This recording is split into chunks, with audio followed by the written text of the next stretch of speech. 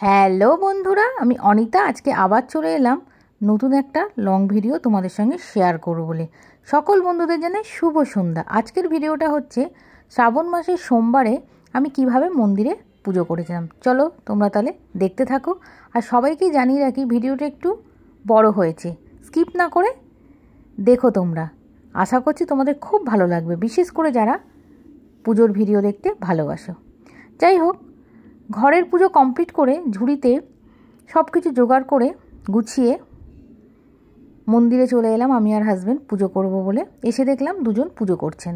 আমরা বাইরে ওয়েট করলাম। তারপরে ওনারা যেই বেরিয়ে গেল আমি আর হাজব্যান্ড ভেতরে প্রবেশ করলাম মন্দিরের। আমি প্রথমে পুজো করলাম, হাজব্যান্ড ভিডিও তুলছিল। প্রথমে দেখলে বাবাকে ঘি মাখিয়ে দিলাম, তারপরে দুধ দিয়ে স্নান করালাম, তারপরে গঙ্গা জল দিয়ে স্নান করালাম। তার মধ্যে দিয়েছিল মধু, অগরু দিয়ে স্নান করিয়ে দিলাম। তারপরে বাবাকে একটু চন্দনের ফোঁটা দিলাম, ত্রিশূলে দিলাম, নন্দী মহারাজকে দিলাম। এরপরে বাবাকে সুন্দর করে সাজিয়ে নিলাম। প্রথমে দেওয়া হলো বেলপাতা, যেটা বাবার খুব পছন্দের জিনিস। তারপরে আকন্দের মালা, এই ফুলের মালা বাবা খুব পছন্দ করে।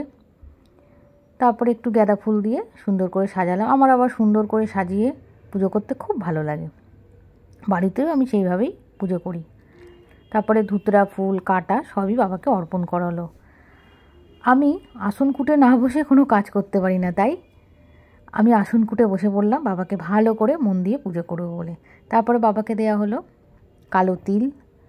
আমি 7টা দিই, বিজোড়ই দেওয়া উচিত, গুনে গুনে 7টা বাবার মাথায় অর্পণ করলাম।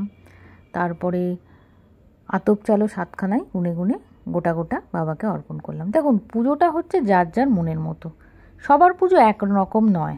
যার যেটা ভালো লাগে, যেরকম ভালো লাগে সে সেইভাবে পুজো করে। পুজোটা হচ্ছে মনের ভক্তি ভরে বাবাকে পুজো করলেই হলো, বাবা তাতেই সন্তুষ্ট।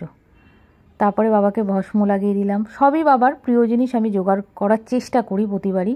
বাবার কিছুই প্রয়োজন হয় না, বাবা অল্পতেই সন্তুষ্ট, কিন্তু আমাদের মনের শান্তি, তার জন্য আমরা চেষ্টা করি বাবার যা যা পছন্দের জিনিস দেওয়ার।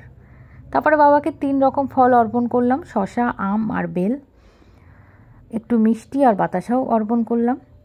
শুনেছি অন্য কেউ যে ফলটা বাবাকে অর্পণ করে সেই ফলটাই ঘরে নিয়ে এসে খাওয়াটা উচিত। আমি যখন পুজো করলাম দেখলাম কোনো ফল নেই, তাই আমি কোনো ফল আনতে পারিনি। আমি বাড়িতে যে ফলটা বাবাকে অর্পণ করেছিলাম সেটাই খেয়েছিলাম। যাই হোক, তারপরে একটু পৈতে দিয়ে দিলাম বাবাকে। তারপরে কলকে দিলাম, ঘর থেকে সাজিয়ে এনেছিলাম। এরপরে আরতি করা শুরু করলাম। প্রথমে ধূপকাঠি দিয়ে করলাম, তারপরে মোমবাতি জ্বালিয়ে নিলাম। পুজোর শেষে তো আরতি করতেই হবে। তোমরা অনেকেই পুজো করতে খুব ভালোবাসো, তোমরা অনেকেই পুজোর ভিডিও দাও, আমিও দেখি, আমারও বেশ ভালো লাগে। আর আমার পুজোর ভিডিও দেখতেও তোমরা খুব ভালো লাগে, তোমাদের খুবই ভালো লাগে আমি জানি। তোমরা অনেকেই বলো যে দিদিভাই তুমি খুব ভালো পুজো করো, শুনেও খুব ভালো লাগে। তারপরে কর্পূর দিয়ে আরতি করলাম। আমি একটু তাপ নিয়ে নিলাম, তারপরে হাজব্যান্ড নিয়ে নিল। এরপরে আমি মন্দিরেই মাটির প্রদীপটা জ্বালিয়েছিলাম, বাড়িতে আর জ্বালাইনি, ঘিয়ের প্রদীপ জ্বালিয়েছিলাম। ঘি ঢেলে সুন্দর করে পলতে দিয়ে সাজিয়ে বাবাকে অর্পণ করেছিলাম। মন্দিরেই মাটির প্রদীপটা জ্বালালে ভালো হয়। যাই হোক, প্রথম সোমবার শ্রাবণ মাসের ভালোভাবেই পুজো হলো, হয়েছিল। আমার পুজো করার পরে হাজব্যান্ডও পুজো করেছিল, তখন আর ভিডিও করা হয়নি, অনেক ভিড় হয়ে গেছিলো মন্দিরে। আমি যখন পুজো করছিলাম অতটা ভিড় ছিল না, ভালোভাবেই শান্তিভাবে পুজো করেছি। হাজব্যান্ডের পুজোটা নিশ্চয়ই অন্য কোনো ভিডিওতে তোমাদের সঙ্গে শেয়ার করব। ভিডিওটা ভালো লাগলে অবশ্যই লাইক, শেয়ার, কমেন্টস করবে। এখনকার মতো টাটা, সবাই ভালো থেকো, সুস্থ থেকো। হর হর মহাদেব, ওম নমঃ শিবায়।